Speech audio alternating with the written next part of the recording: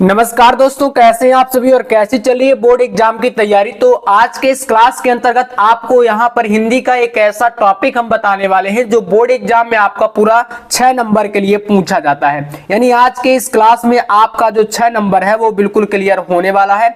अब 6 नंबर के लिए वो कौन कौन से टॉपिक होंगे जो कि आज के इस क्लास में आपको बताए जाएंगे। तो भाई आज का ये वीडियो आपका होगा रस, छंद और अलंकार के ऊपर। यानी कि ये तीनों टॉपिक हम लोग एक ही वीडियो में कंप्लीट समझने वाले हैं।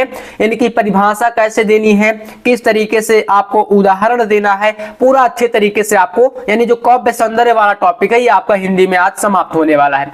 तो सबसे पहले बात करेंगे हम लोग यहां पर रस की, और रस में आपको कौन कौन से रस तैयार करने हैं यानी पढ़ने हैं वो हम लोग पहले देखेंगे।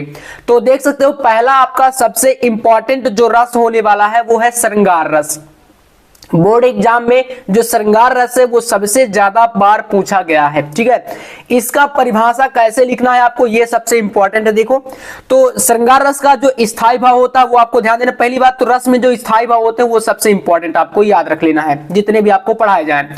तो इसका देखो रति स्थायी भाव होता है। परिभाषा जब आप लिखोगे तो यहां पर लिखना है जब रति नामक स्थायी भाव का विभाव, अनुभाव और संचारी भाव से संयोग होता है तो वहां पर श्रृंगार रस की उत्पत्ति होती है या श्रृंगार रस कहते हैं। देखो सिंपल सी भाषा में बता रहा हूं मैं, क्योंकि आपको तो सिर्फ परिभाषा लिखनी है और बाकी देखो 2 नंबर आपको इतना लिखने पर मिल जाता है, लेकिन 1 नंबर आपका इसका मिलता है और फिर आपको उदाहरण भी देना होता है तभी पूरा नंबर मिलेगा।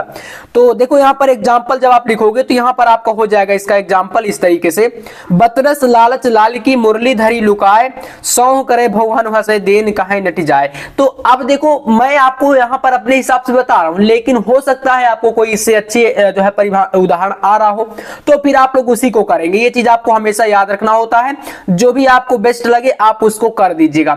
तो ये हो जाएगा इसका उदाहरण और ये परिभाषा आपके सामने रही। दूसरा जो आपका रस मोस्ट इंपॉर्टेंट है भाई वो आपका होने वाला है करुण रस।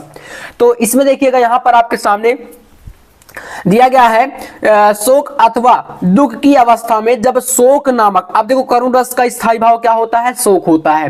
तो शोक नामक स्थायी भाव का विभाव अनुभव ये आपको जोड़ देना है। सिंपल सा परिभाषा अगर बनाना है तो आप इतना कर सकते हो। संचारी भाव से संयोग होता है तो वहां करुण रस की उत्पत्ति होती है, करुण रस कहलाता है। इस तरीके से हमारा क्या हो जाएगा, ये परिभाषा हो जाएगा और इतना आप लोग बता सकते हो यहां पर। ठीक है ना, तो इस तरीके से यहां पर जब इतना लिखोगे तो 1 नंबर आपको ये मिल जाता है। ठीक है, 1 नंबर का काम यहां से आपका खत्म होता है।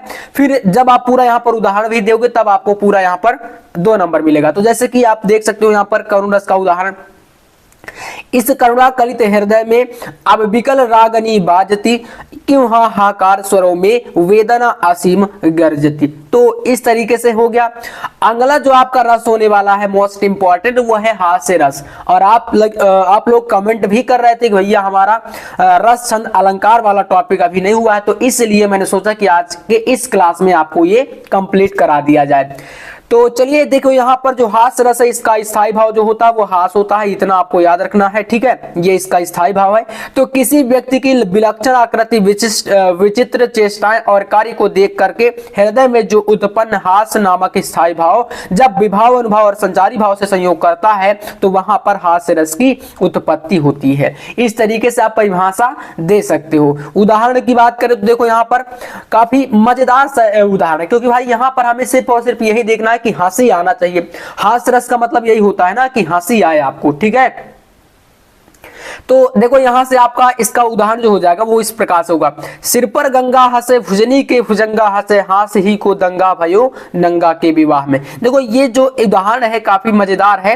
माने कि जो आप जानते हैं भगवान शंकर के जो विवाह में आपने सुना भी होगा कि भाई अनेक प्रकार के वेशभूषा वाले प्राणी जो है वहां पर उनकी शादी में गए थे, जिनको देख देख करके लोग जो है हंस रहे थे। तो ये उनका जो है कह सकते हो कि उनकी शादी का ही वर्णन इसमें पूरे एग्जाम्पल में किया गया है। तो आप इस तरीके से लिखोगे तो बेहतरीन नंबर आपको मिल जाएंगे।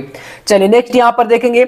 अब एक और भी आपके पास उदाहरण है, आप चाहो तो इसको भी लिख सकते हो। जैसे यहां पर बुरे समय को देखकर गंजे तू के रोए, किसी भी हालत में तेरा बाल न बांका होए। अब देखो जिसके सर में बाल ही नहीं तो आप यहां पर मजाक के तौर पर ये भी ले सकते हो एक उदाहरण। तो इस तरीके से हो जाएगा। नेक्स्ट आपको एक तैयार करना है वीर रस। 4 रस आपको पढ़ना है और 4 से बाहर आपका आता ही नहीं बोर्ड एग्जाम में। ठीक है ना, इन्हीं के अंतर्गत आएगा। तो इसका देखो, उत्साह नामक स्थायी भाव जब विभाव, अनुभाव और संचारी भाव से संयोग करता है तो वहां पर वीर रस की उत्पत्ति होती है। जैसे उदाहरण के तौर पर, मैं सत्य कहता हूं सखे सुकुमार मत जानो मुझे, यमराज से भी युद्ध में प्रस्तुत सदा मानो मुझे, है और की तो बात क्या मैं गर्व करता नहीं, मामा तथा निज तात से भी समर में डरता। समर का मतलब यहाँ पर क्या है भाई, युद्ध, ठीक है ना, युद्ध के लिए बोला गया। तो यहाँ पर अभिमन्यु जो है अपनी जो है बातें रख रहे हैं या बोल रहे हैं, तो इस तरीके से एक वीरता का जो है प्रतीक यहाँ पर आपको दिख रहा होगा। तो इस तरीके से कह सकते हो कि ये वीररस हो जाएगा यहाँ पर, ठीक है। अब हम लोग यहाँ पर आ चुके हैं छंद में। छंद में क्या क्या पढ़ना है, कौन कौन से छंद आपको पढ़ने हैं वो हम लोग जानने वाले हैं। चलिए, तो फर्स्ट आपका होगा यहाँ पर चौपाई, ठीक है ना। छंद में सबसे पहला छंद आपका है, मोस्ट इंपॉर्टेंट जो रहेगा वो रहेगा आपका चौपाई। तो इसका देखो यहाँ पर परिभाषा, चौपाई क्या होता है, ये एक सममात्रिक छंद है। सममात्रिक का मतलब इसमें जितने भी चरण रहेंगे सभी में बराबर बराबर मात्राएं रहने वाली है, ठीक है ना। तो ये सममात्रिक हो जाएगा। अब देखो इसमें 4 चरण होते हैं, कितने भाई, 4 चरण होते हैं टोटल, ये चीज याद रखना, ठीक है। इसको हाईलाइट कर सकते हो आप लोग। 4 चरण होते हैं और प्रत्येक चरण में 16-16 मात्राएं होती हैं। जैसे उदाहरण के तौर पर यहाँ पर आपके सामने देखो, यहाँ पर एक प्यारा सा उदाहरण है, सकल स्नेह शिथिल रघुबर के, गए कोस भी दिनकर ढर के, जलुथरु देख बसे निस बीते, कीन ही गवन रघुनाथ प्रीति। तो आप इनमें जब मात्राएं लगाओगे ना, लघु और गुरु, तो यहाँ पर इसमें भी 16, दूसरी लाइन में भी 16, तीसरी में भी 16, चौथी में भी 16, यानी कि आपको पूरे में 16-16 मात्राएं देखने को मिलती हैं। और इसमें 4 चरण रहते हैं, तो इसलिए इसको बोलते हैं सममात्रिक छंद, ठीक है। नेक्स्ट है भाई यहाँ पर सोरठा। तो ये अर्ध सममात्रिक छंद होता है, जिसके प्रथम और तृतीय यानी कि पहले और तीसरे चरण में क्या होते हैं, बराबर होते हैं। इनमें 11-11 मात्राएं होती हैं। और जो दूसरा और चौथा चरण होता है ये बराबर होते हैं, इसमें 13-13 मात्राएं होती हैं। तो ये एक समझने की बात है। पहला और तीसरा चरण इसमें 11-11 मात्राएं, दूसरा और चौथा चरण इसमें 13-13 मात्राएं। इस तरीके से चलता है भाई सोरठा छंद। उदाहरण की बात कर लेते हैं। देखो यहाँ पर एग्जांपल है, मूक होई वाचाल पंगु चढ़े गिरवर गहन। तो यहाँ पर चढ़े कर लीजिएगा, ठीक है ना, चढ़े इसमें आपको कर लेना है यहाँ पर इस तरीके, सॉरी चढ़े, ठीक है ना। गिरिवर गहन जासु कृपासु दयाल द्रवो सकल कलिमल दहन। तो ये इसका उदाहरण है। अगला देखिए, नेक्स्ट आपका आता है रोला। रोला क्या होता है देखो, तो यहां पर आपको देखना है यह एक सममात्रिक छंद होता है और इसमें 24 मात्राएं होती हैं प्रत्येक चरण में, यानी कि 4 चरण रहेंगे इसमें टोटल, जिसके अनुसार 24 चौका 96 मात्राएं इसमें हो जाती हैं। अर्थात यहां पर विषम चरणों में 11 और 13 पर यति यानी विराम होता है और सम चरणों में 13-13 मात्राएं होती हैं इस तरीके से। तो देख सकते हो यहाँ पर 4 चरण है। जैसे नीलांबर परिधान हरित पट पर सुंदर है, सूर्य चंद्र युग मुकुट मेखला रत्नाकर है, नदिया प्रेम प्रवाह फूल तारा मंडल है, वंदी जन खगवृंद से सफन सिंहासन है। तो ये इसका देखो उदाहरण हो जाएगा। अब भाई आ चुका है हमारा यहाँ से अलंकार। 2 नंबर का ये भी टॉपिक आपका आता है, अलंकार भी। अलंकार में देखो कौन कौन से अलंकार आपको पढ़ने हैं, थोड़ा सा ध्यान दीजिएगा। तो पहला आपका यहाँ पर आता है उपमा अलंकार, ठीक है ना। पहला क्या है, उपमा अलंकार है। उपमा अलंकार की परिभाषा देखो आपके सामने है, जब किसी वस्तु की तुलना किसी व्यक्ति या दूसरी प्रसिद्ध वस्तु से की जाती है या समानता प्रदर्शित की जाती है तो वहां पर उपमा अलंकार होता है, मतलब दूसरे से तुलना की जाएगी इसमें, ठीक है ना। तो देख सकते हो यहाँ पर आपके सामने इसका उदाहरण आपके सामने है, पीपर पात सरी समान डोला, ये भी कह सकते हो। नहीं, पीपल की पत्तियों के समान क्या है, मन यहाँ पर डोल रहा है। हरिपद कोमल कमल से, भगवान के पैरों को कमल से तुलना कर दी गई, तो यहाँ पर ये एक प्रकार से तुलना ही की जा रही है। नेक्स्ट यहाँ पर देख सकते हो उत्प्रेक्षा अलंकार की बात करें तो यहाँ पर जहां उपमेय में उपमान की भिन्नता जानते हुए भी उपमेय में उपमान की संभावना की जाए तो वहां पर उत्प्रेक्षा अलंकार होता है, ठीक है।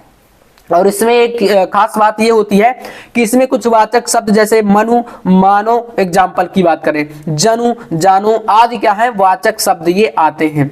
तो इतना आपको याद रखना है इस तरीके से।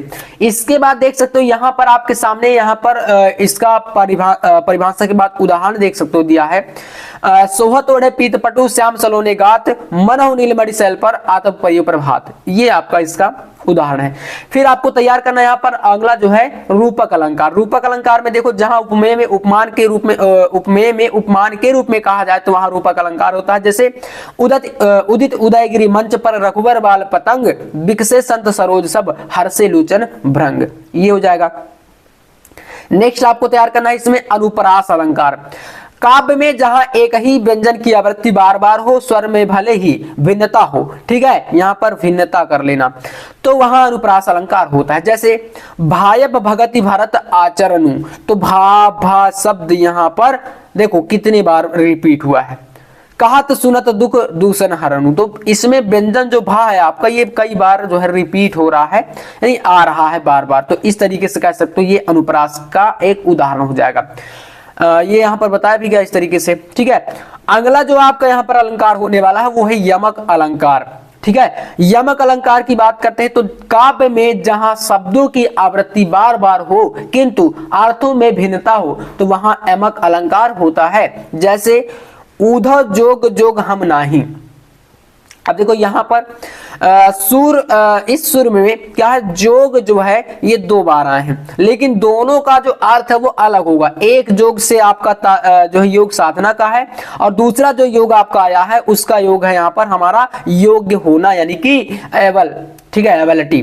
तो इस तरीके से आपके ये पूरे के पूरे मैंने बता दिए रस छंद अलंकार, कौन कौन से टॉपिक आपको पढ़ना है। बोर्ड एग्जाम में 2 नंबर का रस, 2 नंबर का छंद, 2 नंबर का आपका अलंकार, टोटल ये टॉपिक आपका आता है 6 नंबर का, जो कि बोलता है काव्य सौंदर्य के अंतर्गत, ठीक है। तो आज के इस वीडियो में मैंने पूरा कंप्लीट आपको करा दिया है। होप आपको ये क्लास अच्छा लगा होगा, और अगर अच्छा लगा तो लाइक कर देना, चैनल पर ना तो सब्सक्राइब कर लेना। Hindi, English, physics, chemistry, biology all subject की तैयारी प्रॉपर तरीके से यहाँ पर आपको कराई जाएगी, ठीक है। तो बस चैनल को आप लोग सब्सक्राइब करके रख लीजिएगा। चलिए मिलते हैं नेक्स्ट क्लास में नेक्स्ट टॉपिक के साथ, तब तक के लिए जय हिंद, वंदे मातरम।